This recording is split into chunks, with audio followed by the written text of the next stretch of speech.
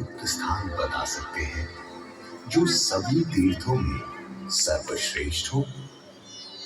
जगत रचयिता को मेरा प्रणाम। भगवान, मैं धन्य हूं कि आपने मुझे इस योग्य समझा। क्यों ना आप स्वयं ही सभी पवित्र स्थानों का मूल्यांकन करें? ऐसा कीजिए, आप तुला के एक पलड़े पर सप्तपुरियों को रखिए और दूसरे पलड़े पर भगवान विष्णु के स्थायी निवास प्रयाग को रखिए, जिसका भार सबसे अधिक आए। मेरे विचार में वही सर्वश्रेष्ठ तीर्थ होगा। इस मूल्यांकन के बाद ही भाई कहा, इस तरह प्रयाग की प्रधानता सिद्ध हुई और तभी से इसे तीर्थों का राजा कहा जाने लगा। आज भी ऐसी मान्यता है कि भगवान ब्रह्मा ने गंगा नदी के पश्चिमी तट पर 10 अश्वमेध यज्ञ संपन्न किए थे। आज उस स्थान को हम दशाश्वमेध घाट के नाम से जानते हैं। भगवान ब्रह्मा के अलावा इंद्रदेव, वरुण देव एवं सोमदेव ने भी प्रयाग क्षेत्र में ही भगवान कृष्ण की आराधना करने हेतु यज्ञ किए थे, जिससे उन्हें भी श्री हरि का आशीर्वाद प्राप्त हुआ। प्रयाग शब्द में प्र का अर्थ है प्रकृष्ट और याग का अर्थ होता है यज्ञ। इसीलिए इन दो शब्दों से बना प्रयाग सबसे पवित्र स्थान माना जाता है। प्रयाग ही संसार में एकमात्र ऐसा पावन क्षेत्र है जहाँ 3 पवित्र नदियों का संगम होता है। इस संगम का भी एक अनूठा महत्व है।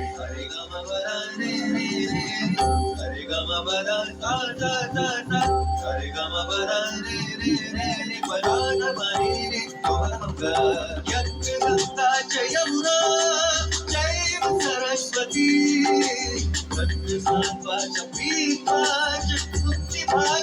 संचय यत्र गंगा च यमुना चैव सरस्वती तत्र स्नात्वा च पीत्वा च मुक्तिभागेन संचयः।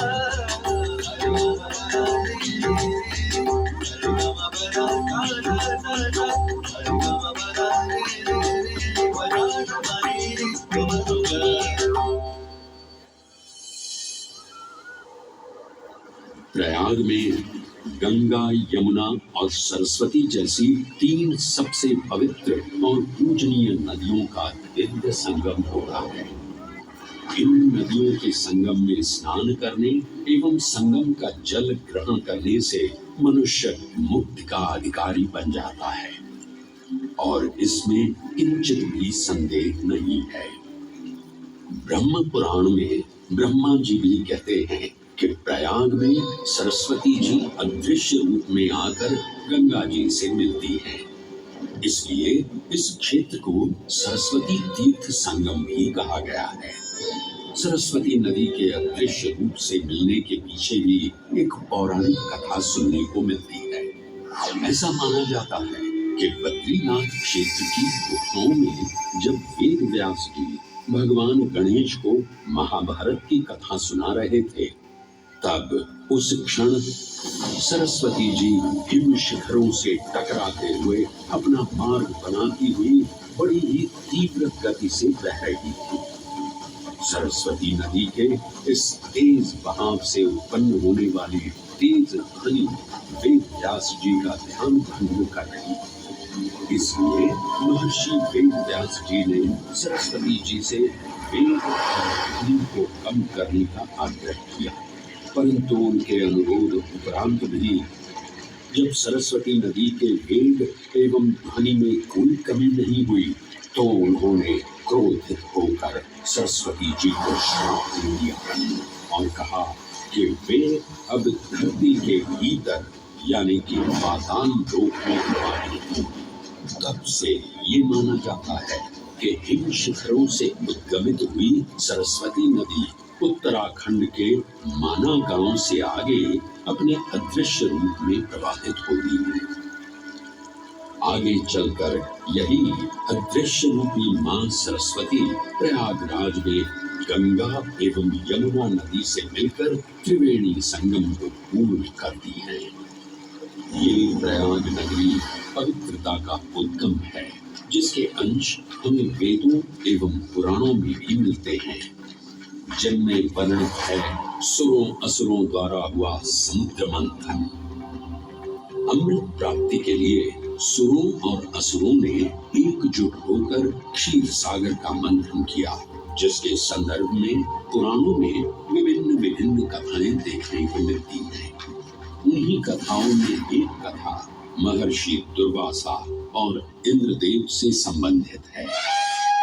इस कथा के अनुसार ऋषि दुर्वासा ने इंद्रदेव से प्रसन्न हो उन्हें पारिजात पुष्पों की एक दिव्य माला भेंट की, जिसे इंद्रदेव ने साधारण पुष्पों की माला समझ स्वयं धारण न कर उसे अपने वाहक गजराज ऐरावत के मस्तक पर रख दिया।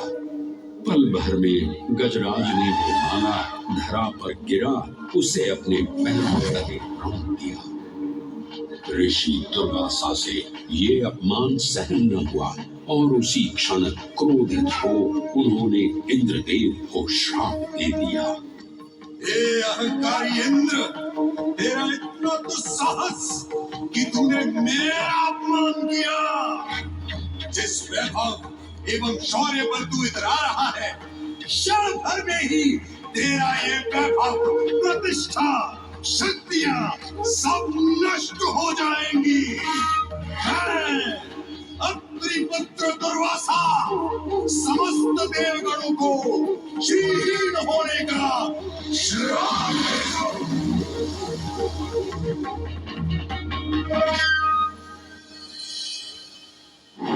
इस श्राप के परिणाम स्वरूप स्वर्गलोक से लेकर वैकुंठ धाम तक का सारा वैभव चला गया।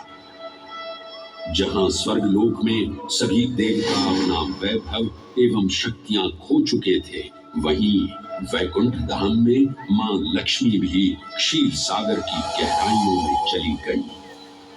उनके जाते ही सृष्टि का संतुलन बिगड़ने लगा एवं असुर राजा बलि ने तीनों लोक अपने अधीन कर लिए। ये सब देखकर सभी देवतागण अपने श्राप के निवारण हेतु भगवान विष्णु की शरण में जा पहुंचे और कहने लगे, हे पालनहार, हे स्वामी, अब आप ही हमें इस श्राप से मुक्त होने का मार्ग बता सकते हैं, अन्यथा हम अपनी शक्तियों से सदैव वंचित ही रहेंगे और युद्ध में कभी भी असुरों का सामना नहीं कर पाएंगे। हे देवराज, ऋषि दुर्वासा के श्राप से सभी देवतागण जीवन मृत्यु के काल चक्र में बंध चुके हैं। इस काल चक्र एवं श्राप से मुक्त होने के लिए अब केवल एक ही मार्ग शेष है और वो है समुद्र मंथन। इस समुद्र मंथन से निकलने वाले रत्न ही आपके खोए हुए यश, वैभव और कीर्ति को पुनः स्थापित करेंगे। परंतु आपको इस मंथन के लिए असुरों के बल की भी आवश्यकता होगी, क्योंकि उनके बिना यह समुद्र मंथन संभव नहीं है। जैसी आपकी आज्ञा प्रभु। हम असुरों के साथ समुद्र मंथन करने के लिए तैयार हैं। देवताओं और असुरों ने एकमत होकर क्षीर सागर का मंथन करना स्वीकार किया। जहां मंदार पर्वत मथनी के रूप में आए, तो वहीं वासुकी नाग को नेति की भूमिका मिली। भगवान विष्णु ने स्वयं कूर्म अवतार धारण कर मंदार पर्वत को उसका आधार प्रदान किया। क्षीर सागर को मथना शुरू किया गया और 14 रत्नों में सबसे पहले हलाहल विष उत्पन्न हुआ। उस विष के प्रभाव को कोई भी देवता या असुर सहन करने में समर्थ नहीं थे। इस कालकूट विष से सृष्टि का विनाश हो सकता था। इसीलिए इस आपदा से बचाने स्वयं देवों के देव महादेव प्रकट हुए और उन्होंने इस विष का पान किया। ये सब देख मां पार्वती ने विष को भगवान शिव के कंठ तक ही रोक दिया। इस कालकूट विष के प्रभाव से महादेव का कंठ नीला पड़ गया और तभी से उन्हें नीलकंठ के नाम से भी जाना जाने लगा।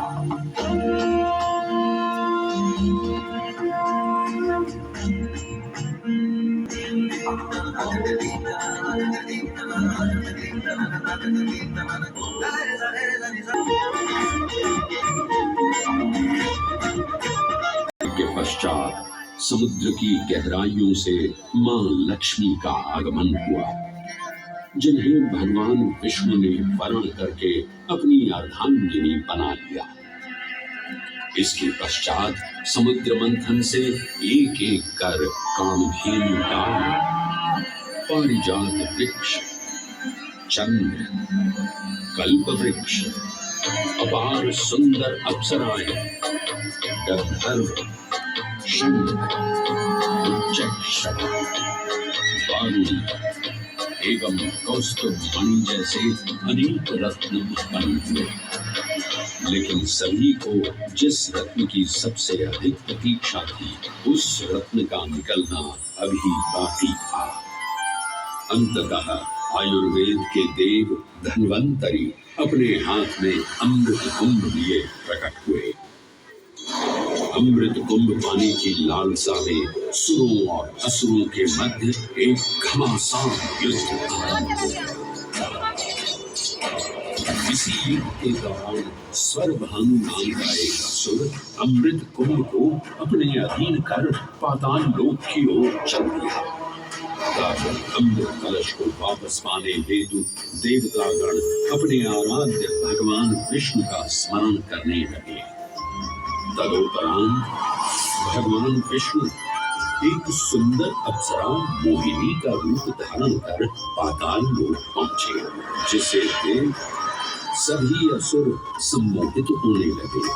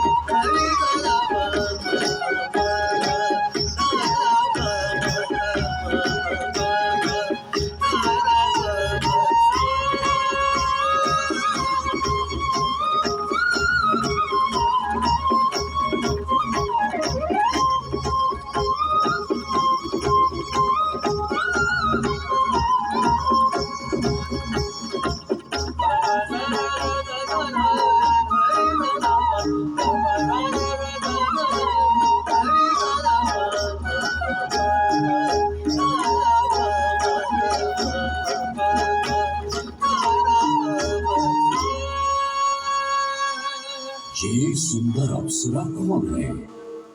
ये कहां से आई है? इसने तो मेरा मन ही मोह लिया। इसे तो मैं ही लेकर रहूंगा। इस सुंदर अप्सरा ने तो हम सबको सम्मोहित कर लिया है। हे सुंदरी, तुम कौन हो और यहाँ क्यों आई हो? हे असुरराज, मैं मोहिनी हूँ और आप ये समझ लीजिए कि मैं आप ही की सहायता हेतु यहाँ पर आई हूँ। हमारी सहायता हेतु? परंतु वो कैसे सुंदरी? मैं आपको ये ज्ञात कराने आई हूँ कि अमृत की असली शक्ति और गुण तो कलश के तल में विद्यमान है, जबकि ऊपर तो केवल जल मात्र है, जिसके ग्रहण करने से ज्यादा कोई लाभ न होगा। आप सभी इस अमृत को देवताओं के साथ बांट लीजिए। आखिर आप सभी ऋषि कश्यप के ही तो पुत्र हैं। देवताओं के साथ अमृत बांटने से एक तो आपका वैभव बढ़ेगा और दूसरा जो अमृत का फलदायक भाग है उसे आप ही ग्रहण कर सकेंगे। हे मनमोहिनी, तुम सत्य ही कह रही हो, परंतु अगर हमने ये अमृत कलश देवताओं को दे दिया तो क्या पता वे सारा अमृत स्वयं ही ग्रहण कर लें और हम सभी असुर इससे वंचित ही रह जाएं। आप निश्चिंत रहिए, ऐसा कदापि नहीं होगा। मैं स्वयं ही सभी सुरों और असुरों को अमृत पान करवाऊंगी और साथ ही साथ ये सुनिश्चित भी करूंगी कि अमृत का फलदायक भाग आप सभी को ही प्राप्त हो। बस फिर क्या था, भगवान विष्णु की अपरंपार लीला आरंभ हुई। जहां एक ओर सभी देवतागण विराजे तो वहीं दूसरी ओर सभी असुर। मोहिनी रूप धारण भगवान विष्णु एक एक कर सभी देवताओं को अमृत पान करवाने लगे, जिससे वे पुनः अपनी शक्तियां प्राप्त कर सकें। परंतु स्वरभानु नाम का असुर जल्द ही भगवान विष्णु की ये चालाकी भांप गया और चुपचाप देवता वेश धारण कर उन्हीं के बीच में जाकर विराजमान हो गया। तब जैसे ही मोहिनी स्वरभानु को अमृतपान कराने हेतु अग्रसर हुई, ठीक उसी क्षण सूर्य एवं चंद्रमा स्वरभानु का असली रूप पहचान गए। ये ज्ञात होते ही भगवान विष्णु अपने मूल रूप में परिवर्तित हो गए और अपने सुदर्शन चक्र से स्वरभानु का